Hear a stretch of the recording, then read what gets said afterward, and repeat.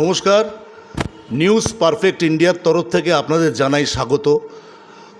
আপনাদেরকে আজকে এমন দুজন শিল্পীর সঙ্গে আলাপ করাবো আজকের বিশেষ দিনে, যেই শিল্পী এককালে কলকাতা, পশ্চিমবঙ্গ এবং ভারতবর্ষ সমস্ত জায়গা মানুষকে আনন্দ দিয়ে বেরিয়েছেন। সেই দুই মহান শিল্পী যাদের জন্য সারা রাত ধরে বসে থাকতেন প্রচুর দর্শক, প্রচুর শ্রোতা, তাদের ছাড়া এককালে বলতে পারেন সঙ্গীতানুষ্ঠান হতোই না। ওনারা ছিলেন মাস্ট অনুষ্ঠানের একটা অঙ্গ। আর শুনুন, আলাপ করিয়ে দিই সেই দুজন বিখ্যাত শিল্পী, বিখ্যাত জুটি আনন্দ ইন্দ্রাণী। কত পপুলারিটি ছিল আনন্দা ইন্দ্রাণীদির, এখনও সেই সম্মান আমরা দেওয়ার চেষ্টা করছি। আমরা ওনাদের জন্য 50 বছর একটি পূর্তি আমরা অনুষ্ঠানও করব ভারতরত্ন কিশোর কুমার গ্রুপ কলকাতা থেকে।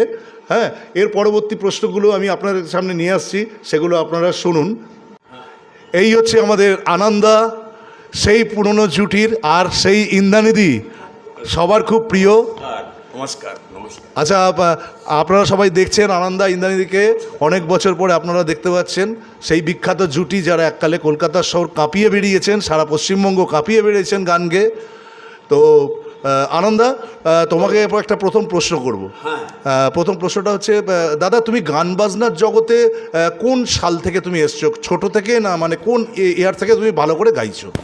অ্যাকচুয়ালি আমি তো জন্ম থেকেই গাইছি, গান গাইছি, অভিনয় করছি, গান লিখছি, এগুলো তো সব করছি।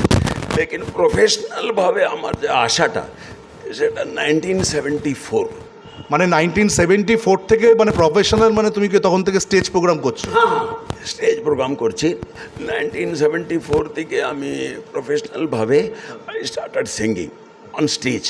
হ্যাঁ, তার আগে তো এমনি যেরকম সবাই গায়, কলেজে, স্কুলে, পাড়াতে, বাড়ি এরকম গাইতাম, সবাই আনন্দ পেত। লেকিন 1974 থেকে একদম প্রফেশনালভাবে আমি স্টার্ট করে দিয়েছি। আচ্ছা, ওই যে তুমি 1974 থেকে যে তুমি শুরু করেছো, সেই সময় থেকেই তুমি গুরুদেবের গান গাও, মানে কিশোর কুমারের গান প্রচুর গাইতে তোমায় শুনেছি মঞ্চে দাঁড়িয়ে। তখন থেকেই তুমি অনুপ্রাণিত গুরুদেবের উপর? হ্যাঁ, কিশোর কুমারের তো গান গাইতামই। আমি ছোটোবেলা থেকে সবারই গান গাইতাম, যেটা পরেও গেয়েছি, আমি সেটা বলছি না। সবারই গান, এটা নয় যে কিশোর কুমার, মোহাম্মদ রফি সাহেব, মুকেশ, সেটাই বলছি না। এছাড়া যারা আরও অনেক আর্টিস্ট আছে যাদের গান হিট হতো, যেগুলো আমি প্রয়োজন মনে করতাম না এটা পাবলিক শুনবে, এসব গান, যেরকম জসপাল সিং, সুরেশ ওয়াডকার, সবারই গান গেয়েছি। লেকিন কিশোরদা যেটা হচ্ছে সেটা আমার একটা স্ট্যাম্প লেগে গেছে, যেটা যেটা আমি তো পছন্দ করতামই, সেটা আমি খুব কমফোর্টেবলি আর খুব ভালো পারফর্ম করতাম, আর সেটা পাবলিকও খুব নিয়েছে। তো যার ফলে আমার একটা স্ট্যাম্প লেগে গেছে কিশোরদার, আর কি। ফ্যান্টাস্টিক। আচ্ছা দিদি,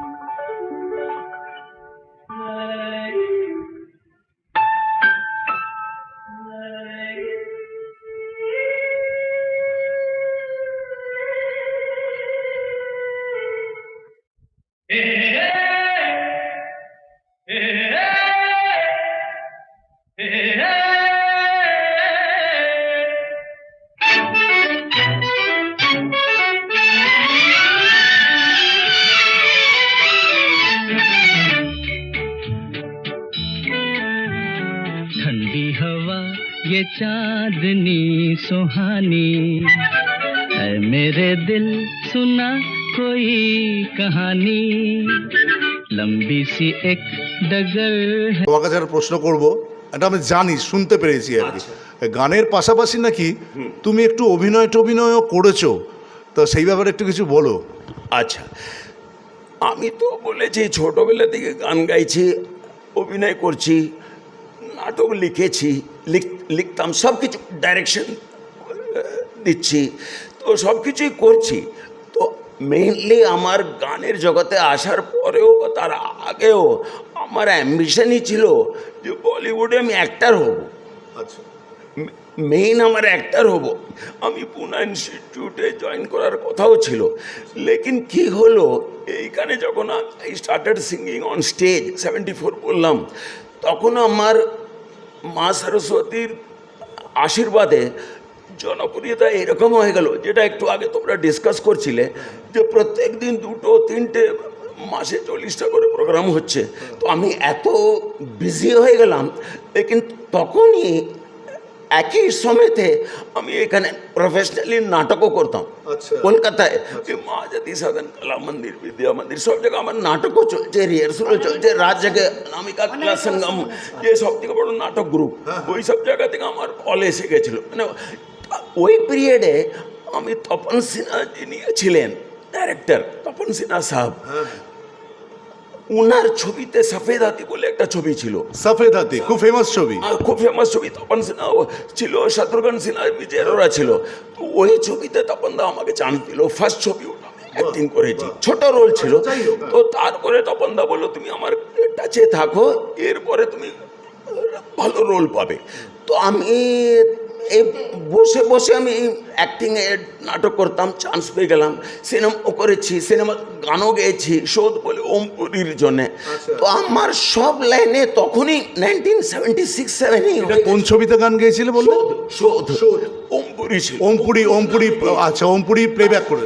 এগুলো অন্য আর্টিস্টরা যেরকম গিয়ে গিয়ে চেষ্টা করে যে আমাকে চান্স দিন, আমি গান গাই, ভগবানের আশীর্বাদে আমি আমার স্টেজ প্রোগ্রাম করছি, এগুলো সব আমার কাছে এসছে নিজের দিকে, শোধ এসছে, সফেদ হাতি এসছে, এই নাটকগুলো এসছে। তো আমি তখন করতাম, লেকিন যেটা তোমার প্রশ্ন ছিল, পরবর্তীকালে আমি স্টেজ লাইনে এত বিজি হয়ে গেলাম, রাত জাগার পরে আমি আর টাইম দিতে পারলাম না, আমি একদম এখানেই ফোকাস হয়ে গেলাম। আচ্ছা, এবার একটা কথা বলে আমি শেষ করছি এই কথাটা। আমি এত বিজি ছিলাম, কৃষ্ণনগর আছে না, এখান থেকে 2.5-3 ঘন্টা লাগে, ওইখান থেকে রাত জেগে প্রোগ্রাম করতাম, ওইখান থেকে ডাইরেক্ট এসে আমি মর্নিং শোতে অ্যাক্টিং করবো, মহাজাতি সামনে ঢুকে যাচ্ছি, ওটা গানের অনুষ্ঠান, এইখানে এসে এসে মেকআপ করে বসে গেছি, নাটক করছি। তার মানে তো আমাদের দাদার মানে ভার্সেটাইল ছিল একদম। অনেক কিছু করেছি। আচ্ছা, এগুলো সব প্রফেশনাল স্টেজ, এই নয় যে এমনি সব টিকিট শো হাউসফুল হতো, ওইখানেও আমার বিরাট একটা ব্যাপার হচ্ছিল, লেকিন আমি সময় দিতে পারিনি। ওকে।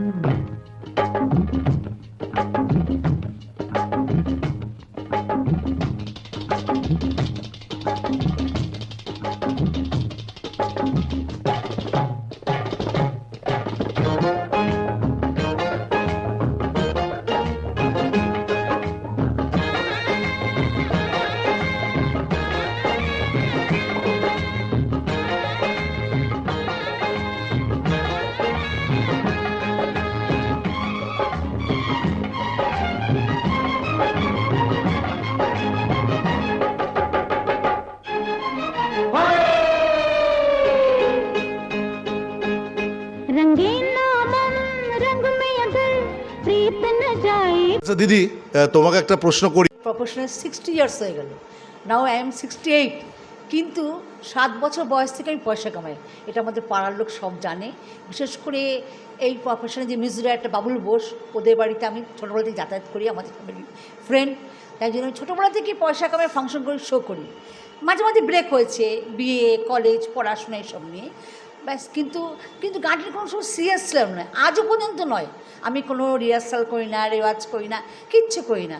আমি জানি আমার ঈশ্বর আশীর্বাদ, গুরুজনদের আশীর্বাদ, বিশেষ করে পশ্চিমবাংলার মানুষজন, সারা পৃথিবী যেখানে যেখানে শো করেছি সেই মানুষজনের ভালোবাসা, আর বিশেষ করে আর্টিস্ট মহলের লোকেরা আমাদের বেশি ভালোবাসে, সেই আশীর্বাদে আমি এতদূর এখনও পর্যন্ত চলছি, একটু গাইছি, এখনও গাইতে পারছি।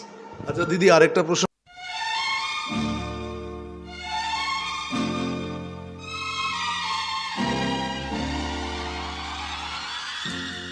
होठों पे रंगत है,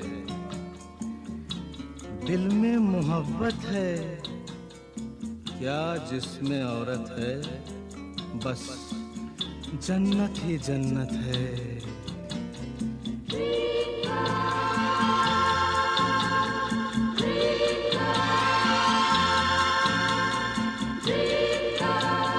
dream girl, dream girl, dream girl किसी এটি তোমার কোন ইয়ার থেকে হলো, মানে কবে থেকে আনন্দ ইন্দ্রাণী হলো, সেটা কোন ইয়ার? বলছি আমরা বাবুল বোসের বাড়িতে গান, আমাকে ওরা জোর করে কলেজ থেকে আয় তোকে গান বাজনা করতে হবে। আমি না, আমি করবো না, আমার ভালো লাগে না খুব। আমি বলি না না কর, তোর ভালো গাইছ, আমি তো এইসব যাই হোক কি। ওখানে আমার সাথে প্রথম আলাপ হলো আনন্দের সাথে, আর মোহাম্মদ আজিজ যাকে আমরা চিনি, মুন্না নাবি, ওরা বন্ধু ছিল। তো আমাদের একটা গ্রুপ হলো, গান বাজনা করতাম, করতে করতে সেটা কোন ইয়ার? ওটা ছিল 76, খুব ছোট আমি। তারপরে গান বাজনা করতে করতে, আর আমি একটু ছোটোবেলা থেকে গান বাজনা মহলে ছিলাম বলে, যাই হোক খুব অল্প বয়স থেকে আমার পেছনে খুব ছেলেরা পড়তো, তো আমি বুঝতে পারতাম কে কোথায় চাইছে, কে কোথায়। কিন্তু আমি খুব হঠাৎ করে এই ভদ্রলোকের সাথে স্লিপ খেয়ে গেলাম। সবাই আশ্চর্য হয়, তুই এই লোকটার সাথে স্লিপ খেয়ে গেলি, এত ভালো বড় ছেলে সব ছেলে। আমি কী জানি কপালে ছিল লেখা, যাই হোক। তা যাক, কিন্তু ভবিষ্যতে কি খারাপ ছেলে? কিন্তু না, আমার শ্বশুরবাড়ির লোকেরা খুব ভালো। আমার বাড়িতে ওর খুব 23 বছর বয়স, আমার তখন 18 বছর বয়স। আমার ভাসুর বললো একে আমাদের বাড়ি বউ চাই। সবার আগে আমাদের দুজনের বিয়ে হয়েছে। শ্বশুরবাড়ির লোকেরা আমাকে খুব আদর করে নিয়েছে। আর দুপক্ষে বাড়িটার গার্জিয়ান বলুন, ফ্যামিলি বলুন, সবাইকে এত ভালো পেয়েছি, যার জন্য এখনও পর্যন্ত চলছি আমরা। আচ্ছা আচ্ছা দিদি, তোমাকে একটা প্রশ্ন করি এবার। তুমি যখন শো করতে, মানে যখন মঞ্চে উঠতে, সেই সময় মানে আনন্দ আর তোমার জুটি আর কি, মানে সব জায়গায় বলতো না আনন্দিন্দানি আসছে, আনন্দিন্দানি আসছে, আনন্দিন্দানি আসছে। এই যে যখন গাইতে, তখন তুমি গায়িকা হিসাবে বা দাদা গায়ক হিসাবে তোমাদের কি ফিলিংস হতো অডিয়েন্সকে দেখে? ফিলিংসটা বলছি, সবথেকে বড় কথা হচ্ছে আমি খুব একটু সাহসী বলতে পারি, আমার ঈশ্বরকে খুব মানি। আমি আর কারো কোনো কিন্তু খারাপ চাইতাম না। আমি বলতাম, ঈশ্বর আমারও সম্মান রেখো, সবার সম্মান রেখো, আমার সম্মান রেখো। কেন ওপেনিং ব্যাটসম্যান আমি, কাদের পোস্টে যে মান্না দে, কিশোর কুমার, আশা বসতে, এরপর উঠে আমার আড্ডি আমার এদের পর উঠে গাইতে হতো আমাকে। আর আমি একটা কলা গাছের মতো দাঁড়িয়ে গান গাইতাম, আমি কোনো শোনাচ্ছি করতাম না, কিছু না। হ্যাঁ, সেখানে দাঁড়িয়ে পাবলিক যে আমার গান শুনতো। এরকম অনেক হচ্ছে, বৃষ্টি আসছে, আমি বললাম যে আজকে গাইবো না, ওরা সাবমিট ছিল প্রোগ্রামটা। আমি বললাম আজকে, আনন্দ বললো আমার হিরোইন আজকে গাইবে না গান, তোমরা, আমি আর শুরু করছি। ওই অ্যাওয়ার্ডটা এত বড় অ্যাওয়ার্ড, হকাররা বললো এটা হবে না, আমরা বসে আছি সকাল থেকে সন্ধ্যে থেকে, বৌদির কাছে শঙ্খবেলা গান শুনবো বলে আজ মঞ্চে হচ্ছে হারিয়ে যাবো। আমি এর থেকে বড় পাওয়া কি আর কিছু হতে পারে? ওরা সারাদিন গান শোনে, সেখানে আমার জন্য বসে আছে গান শুনে বলে। তাই সবই ঈশ্বরের আশীর্বাদ, বাবা মার গুরুজনদের আশীর্বাদ, পশ্চিমবঙ্গের লোক পাবলিক আমাদের অনেক দিয়েছে। হ্যাঁ, আমি নিষ্ঠাভাবে কাজ করেছি, সততার সাথে কাজ করেছি, তার ফলও পেয়েছি। যেমন কিশোর কুমার নাইটে কী হলো? হ্যাঁ, এটাই আমার জানি না আমি ঠিক না ভুল, যে তোমাদের বোধহয় হাইয়েস্ট রেকর্ড আছে যে 30 দিনে 65টা থেকে 66টা প্রোগ্রাম তোমরা করেছো, মানে দিনে 2-3টে করে এরকম প্রোগ্রাম হতো। এটা কি ঠিক? বলছি, আমি বলছি আসতো। আপনি তোমরা অবাক হয়ে যাবে, এটা মানে এখনকার লোকেরা আর্টিস্টটা ভাবতে পারবে না। 4 মাস আগের থেকে এখানে স্টপেজ হয়েছে বাড়ির সামনে, চায়ের দোকান হয়েছিল, এখন সেটা নেই, কিন্তু আমরা এখন পারফরমেন্স করছি না বলে। গাড়ির স্টপেজ ছিল, সবাই বলতো আনন্দের বাড়ি। দূর দূর থেকে এত পার্টি আসতো, তখন তো এত আমরা কারো কোনো ইভেন্টসে প্রোগ্রাম করতাম না, ডাইরেক্ট পার্টি আসতো আমার বাড়িতে, ম্যাটাডোর করে এখান থেকে, মেদিনীপুর এখান থেকে আসতো কেউ। কেন হ্যাঁ, যেহেতু লাস্ট আমাদের কেউ আমাদের স্টেজ কেউ আগে দিতে পারতো না, দিত না, যার জন্য সব ফাংশন ধরতে পারতাম না, সবই ছাড়তে হতো। তা 65 কেন, আমরা 100-150 করতে পারতাম, কিন্তু স্টেজ তোমরা থেকে 2টো করে হতো। 40টা ম্যাক্সিমাম হয়েছে, 60-65 লোকে বলে, আমরা মিথ্যা কথা বলি না, সবাই জানে। হ্যাঁ, একটা গলারও তো ব্যাপার আছে, রেস্টের ব্যাপার আছে। হয় না, টাইম নেই, আমাদের দেবে না, আমাদের দিলে আমরা করতে পারবো। কেউ টাইম দিত না, কেউ ছাড়তো না। ইভেন আমি ডাইরেক্ট বলছি, আমার কোনো মরার বয়স এসে গেছে, উষা দিয়ে আগে গিয়ে বসে থাকতো, আমি হাসতাম, বসে আছে, একদম ঝগড়া করেছে আমার সাথে বাড়ি পথে, এই আসামে, জানেন। আর ভাবতে পারেন জগতের যে শ্রেষ্ঠ শিল্পী কিশোর কুমার, তারপরে আমাদের সেজিত। পরে গাই আশা করছি। হ্যাঁ, এই ব্যাপারে আমি প্রশ্নে আসবো, এই প্রশ্নে আসবো নিশ্চয়ই। আনন্দা ইন্দ্রাণীদি এত সুন্দর কথা, এত পুরনো দিনের কথা, আর কত ঘটনা আপনারা জানতে পারলেন। আপনাদের কাছে আরও দু একটা কথা আনন্দা ইন্দ্রাণীদি বলবে, সেটাও আপনাদের কাছে আমি শোনাচ্ছি, এক্ষুনি শোনাবো আপনাদের। कह दूं तुम्हें हाँ या चुप रहूं, ना दिल में मेरे आज क्या है कह दूं तुम्हें या चुप रहूं, दिल में मेरे आज क्या है, जो बोलो तो जानूं, गुरु तुमको मानूं, चलो ये भी वादा है। अच्छा कह दूं तुम्हें या चुप रहूं, दिल में मेरे आज क्या है, जो बोलो तो जानूं, गुरु तुमको मानूं, चलो ये भी वादा है।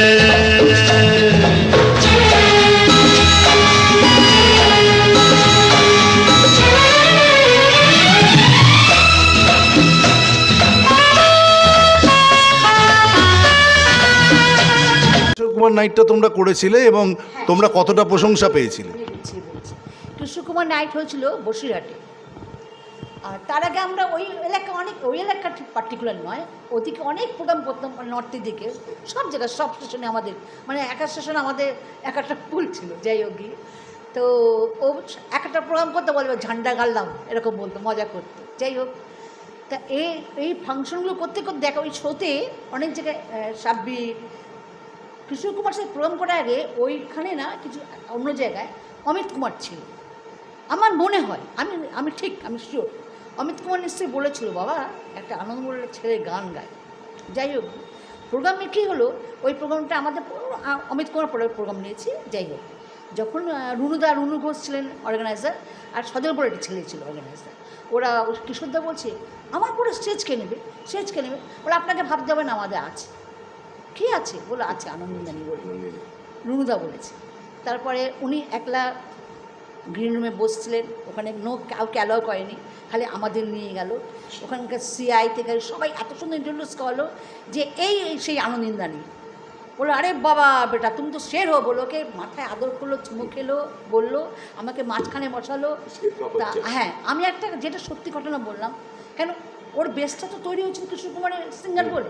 সেখানে তো লীনাজিও ছিলেন বোধ হয়। সবাই ছিল, লীনাদি ছিল, কিন্তু কিশোরদার পুরো হাতটা ধরে আমি বেশ স্বাস্থ্য, আমি বলেছিলাম দাদা এখন অনেকদিন থাকবে, একটু কষ্ট লাগে, এত পারফেক্ট ওনার ফিজিক্সটা এত ভালো ছিল। আমি হাত ধরে বলি, দাদা আপনার গান গেয়ে আমার হাজব্যান্ড আমার ফিউচার সেভ করে দিচ্ছি। কী বলছেন জানি? আমি হ্যাঁ, এত অল্প সময় বলতে বলে, হ্যাঁ বাহ, আমি শুনে খুশি হলাম। অনেকক্ষণ বসলাম, আড্ডা দিলাম, একটা চা খেলাম। অনেকে বলে আমি কিশোর কুমার সাথে এই করেছি, আমি বিশ্বাস করি সব ফেক। পাবলিক বলবে, ওখানকার পাবলিক বলবে উনি আমাদের সাথে কীভাবে মিশেছেন, আমি বলি না, আমার পাবলিকরা আমার ছেলেকেও বলে। যাই হোক কি, উনি বললেন যে কেন, বিশেষ করে ওইটা তখন উনি বিশাল আর্টিস্ট হতো, কিন্তু প্ল্যাটফর্মে কিন্তু আমরা এক, আমিও আর্টিস্ট উনি আর্টিস্ট। ওনার পরে স্টেজ নেব, যখন ওর কিন্তু নার্ভাসনেস আনন্দের এসে গেছিলো, শুভ্রা, আমার বাড়ির নাম শুভ্রা, ও বললো এবার আমাদের কেউ নেবে না।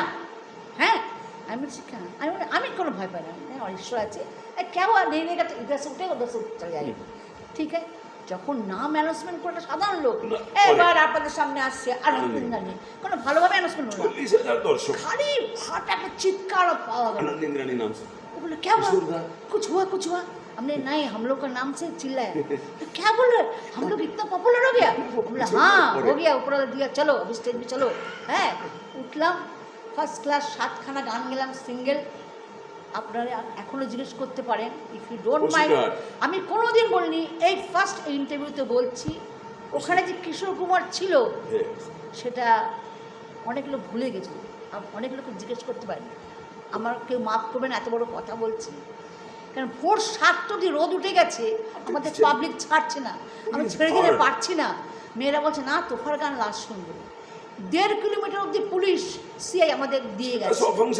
আমি কিশোরদা বলিনি, কিশোরদাকে ছোট করিনি, কিন্তু আমার জায়গাটা কী ছিল সেদিনকার জন্য, আমার একই প্ল্যাটফর্মে গান গাইছি, কিশোর তো মতো কিশোর এত ভালো গেয়েছে, কিশোর একটু ফলে একটু বদমাইশ করে একটু করে, এখানে এত সিরিয়াসলি কি ভালো গাইছিল কিশোর, তাই শুনছিলাম অভাবে ফাটিয়ে দিয়েছিল।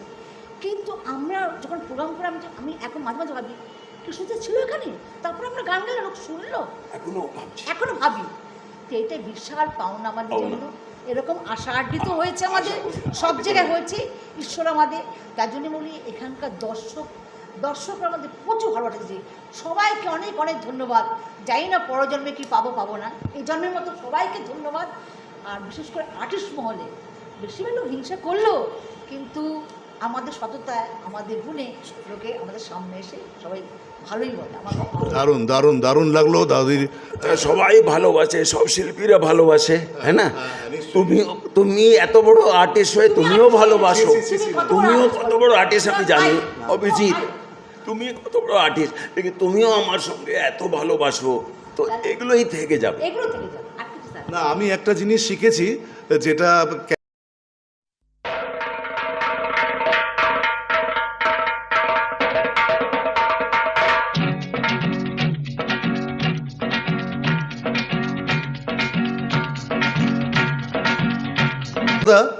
তুমি, আমরা আরেকটা জিনিস খবর আমাদের কাছে আছে যে তুমি আর.ডি. বর্মন, আশা ভোসলে নাইটেও তোমরা গেয়েছো দুজনে। হ্যাঁ, মানে কিশোর কুমারের সঙ্গে যেমন গেয়েছো, বিভিন্ন আর্টিস্টের সঙ্গে গেয়েছো, হ্যাঁ তেমনি মানে আমরা যাকে মানে বলে মানে বলতে পারো ম্যাজিশিয়ান অফ মিউজিক বলে আর.ডি. বর্মন, হ্যাঁ তার সঙ্গেও তোমরা প্রোগ্রাম করেছো।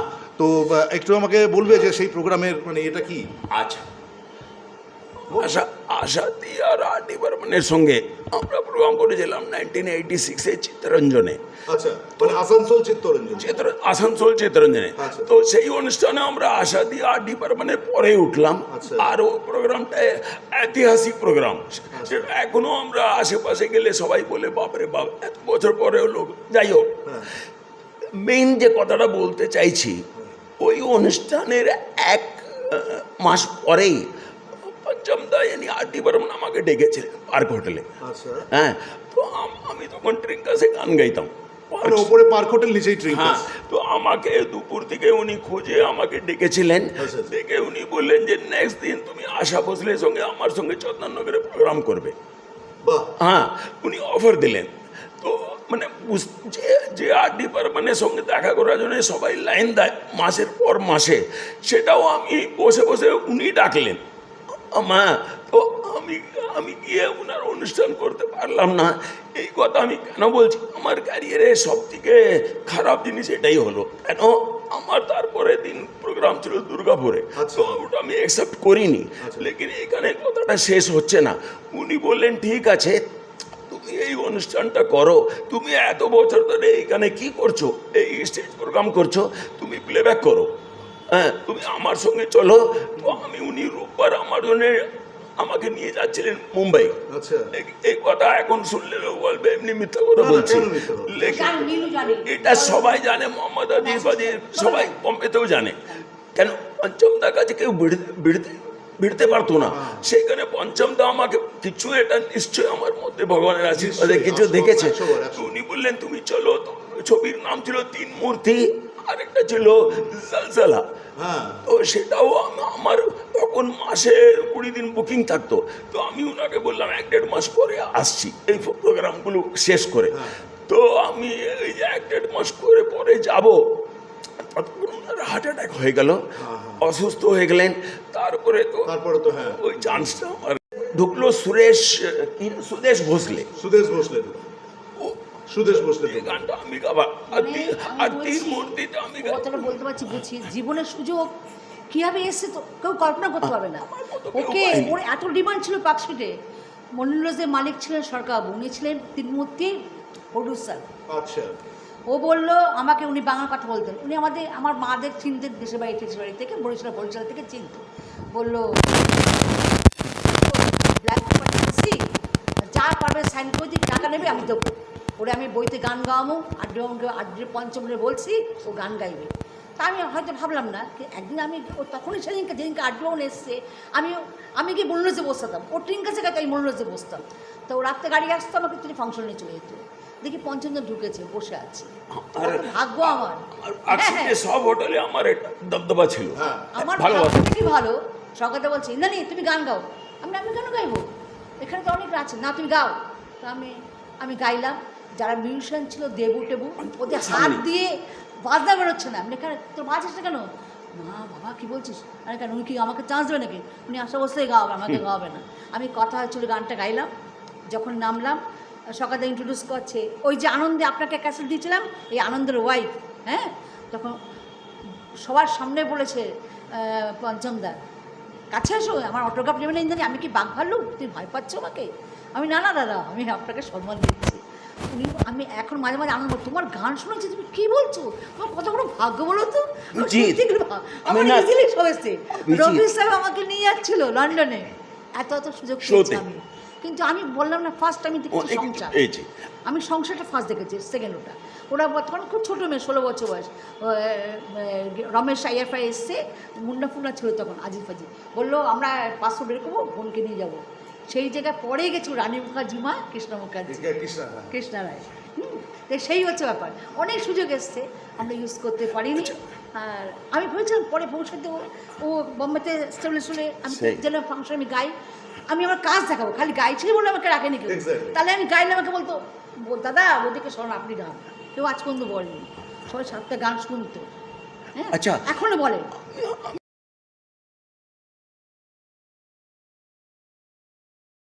ওনার জন্মগ্রহণ করেছেন, যেখানে ওনার সেটা আমাদের একটা ডিমান্ড আছে ভারত সরকারের কাছে, যে ওই বাড়িটাকে, ওটাতে এখন অনেক ভেঙে চুরে গেছে, মেনটেনেন্স হয় না, তো ওটাকে যদি সুন্দর করে রিনোভেট করে ওটা যদি একটা হেরিটেজ বিল্ডিং করা হয়, তোমাদের কি মত, সেটা কি উচিত? 100%। কারণটা একটা কারণে, খান্ডোয়া জায়গাটা পপুলার হবে, ব্যবসা বাড়বে, ট্যুরিজম বাড়বে, ওনার সব কিছু করোনার একটা ছোটো থেকেই বড় অবধি সব স্মৃতি রাখা উচিত।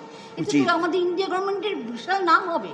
তাহলে তো এটাও বলবো দিদি, আমাদের গুরুদেবকে আমাদের যে আরেকটা লাস্ট ডিমান্ড, সেটা আমরা বলেছি, আমরা বহু বছর ধরেই চেষ্টা করছি, আগের সরকারকেও বলেছি, এবারে সরকারকেও আমরা অনুরোধ করেছি আমাদের গ্রুপের তরফ থেকে, ভারতরত্ন কিশোর কুমার গ্রুপ কলকাতার তরফ থেকে, যে আমাদের গুরুদেব কিশোর কুমারকে অন্তত ভারতরত্ন দেওয়া হোক। এই ব্যাপারে তোমাদের কি মত? 100% পুরোপুরি মত। আমি তো বলছি, আমি তো অনেক কিছু চাই, অস্কারও চেয়ে নেবো, ভারতরত্নে আমি খুশি নই, আগে দেওয়া উচিত ছিল।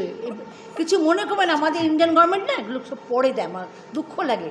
সেই ভদ্রলোককে দেওয়া, যার জন্য যে গভর্নমেন্টকে উড়িয়ে দিয়েছিল, বাঘের বাচ্চা একজনই কিশোর কুমার, গান বন্ধ করেছিল, বাধ্য হয়ে ফের গান চালু করতে হয়েছে, কারো ক্ষমতা হবে। আজকে পুরনো আর্টিস্টরা গান, আপনি এখন কোনো গান বলতে পারবেন? কিশোর কুমার কেন হিট থাকতো, কেন জিতেন্দ্র গান একটা সিরিজ, রাজেশ খান্নার সিরিজ, অমিতাভ বচ্চনের সিরিজ, কার জন্য? ধর্মেন্দ্র, কার জন্য? সব কিশোর কুমার, একদম ঠিক, মিঠুন। তাহলে তো তার তো অনেক কিছু দেওয়া উচিত ছিল, অস্কার ফস্কার তো অনেক, অস্কার সরি মানে ভারতরত্ন তো অনেক দেওয়া উচিত। থ্যাংক ইউ দিদি। যেখানে কিশোর মানে আমাদের গুরুদেবের কিশোর কুমারের জন্মস্থান, সেইখানে ওই বাড়িটিতে আমরা দাবি করেছি যে ওটাকে একটা হেরিটেজ বিল্ডিং তৈরি করা হোক, মানে সবার যাতে দর্শনের জায়গা হয়, সবাই তাদেরকে ভালো করে দর্শন করতে পারে। এই ব্যাপারে তোমার কি মত? আমার মত এইটাই, খান্ডোয়া না, সারা বিশ্বে পাওয়া যায়, ওনার মতো শিল্পী খুব কম পাওয়া যায়। বড় বড় শিল্পীদের আমি চিনি, যেমন এলভিস, মাইকেল জ্যাকসন, সবার ড্রামা কিন্তু একটু ফিকে হয়েছে, আজও পর্যন্ত উনি খুব মডার্ন, ওনার পড়া এত মডার্ন, দেখুন মুসলিম কাছে যে কোনো ওরা ওয়ার্ল্ড অনেক বিখ্যাত, ভারতবর্ষ নয় সারা বিশ্বে ওনার একটা স্ট্যাচু, সব কিছু চিহ্ন হওয়া উচিত আমার মনে। আমি আজকে মনে করি খুব ভালো লাগলো দাদা দিদির কাছে এই দুটো কথা শুনে। দিদি লাস্ট প্রশ্ন করবো, সেটা হচ্ছে পশ্চিমবঙ্গ তথা পুরো ভারতবর্ষের যারা কিশোর কুমার ফ্যান অ্যাসোসিয়েশন রয়েছে, আমাদের ইচ্ছা কলকাতার শহরে একটি মেট্রো স্টেশন গুরুদেবের নামে হোক। তিনি তো বহু প্রোগ্রাম আমাদের কলকাতায় করে গেছেন, বাংলায় করে গেছেন, তা এই ব্যাপারে তোমাদের দুজনের মতামত একটু জানো। আমার মতামত হচ্ছে, প্রথম কথা উনি বাঙালি, এটা ভেবেই আমার ভালো লাগে, এটা নিয়ে গর্ববোধ করি। তো অফকোর্স হওয়া উচিত, আবার কি আছে, গর্বের থেকে নিজের থেকে করে দেওয়া উচিত, কোনো ব্যাপার নয়। আমরা বাঙালি, সবার নাম সারা বিশ্বে জয় করে এসছে, এবার বলার কি আছে, নিজস্ব কিছু নেই, আমরা সবাই চাই, সবাই আর্টিস্ট, এই টু জেড সব আর্টিস্ট চাই। দাদা কি বলবো? এটা বলেছে একদম ঠিক বলেছে, হওয়া উচিত। অনেক ধন্যবাদ দাদা ইন্দ্রাণীদি এবং আমাদের প্রিয় আচ্ছা, আরেকটা আলিয়াকে। কথা, আরেকটা হ্যাঁ বলুন কথা। বলুন। মেট্রো স্টেশন যা হবে হ্যাঁ। লোক ওনার গান গাইতে গাইতে নামবে আর গাইতে গাইতে উঠবে। আরে কিশোর দা মেট্রো স্টেশন হওয়া উচিত। Thank you. আপনারা সবাই নিশ্চয়ই শুনলেন আনন্দা ইন্দ্রাণীদির কথা। এনারা যথেষ্ট অভিজ্ঞ গান বাজনার জগতে। আবার আপনাদের সামনে এরকমই বহু শিল্পীকে আমরা আস্তে আস্তে নিয়ে আসবো। ততক্ষণ দেখতে থাকুন, শুনতে থাকুন। ক্যামেরায় পার্থ মণ্ডলের সঙ্গে আমার নমস্কার।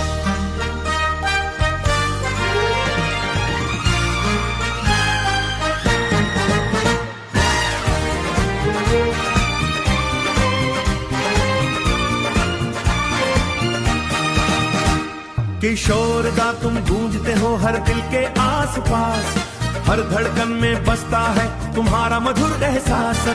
सदियों तक महकेगा तुम्हारा ये फसाना, हर सुर में दिखता है रूप तेरा मस्ताना। जब भी कोई सपना आंखों में मुस्काता है, मेरे सपनों की रानी का रंग जगमगाता है। ये शाम मस्तानी फिर से सजा देती है, हर तन्हा राह को गीत बना देती है।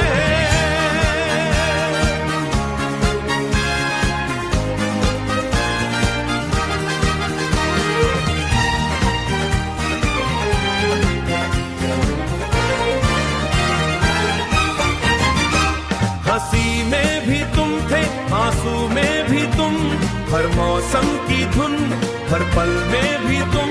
ओ मेरे दिल के चैन यही कहता है जमाना, तुमसे ही रोशन है संगीत का खजाना।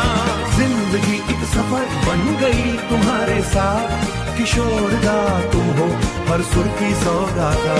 जब दर्द की कोई चिंगारी मन में जलती है, तुम्हारी आवाज ही रूह को फिर संभालती है।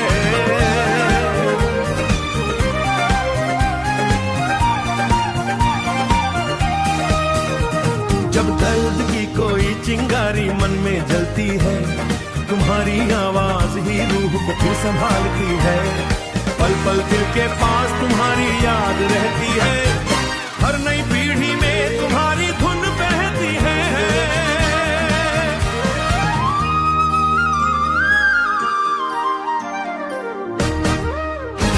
ना मंच मिटा, ना ताली की वो गूंज, ना यादों का कार, ना यासा का परवाना, सुनो की वो धूप, तुम्हारा नाम रहेगा हर युग की पुकार। অনেক দিন পরে আমরা সেই বিখ্যাত জুটিকে পেলাম, আমাদের দিদি এবং দাদা, সেই আনন্দা ইন্দ্রাণীদি। আমাদের খুব ভালো লাগলো সবার সাথে। আপনারা দেখবেন, আপনাদের সাপোর্ট যারা ভালো লেগেছে, সবাইকে ধন্যবাদ। সুন্দর ব্যাপারটা হয়েছিল, সবাইকে ধন্যবাদ। ভালো কাজ করছে।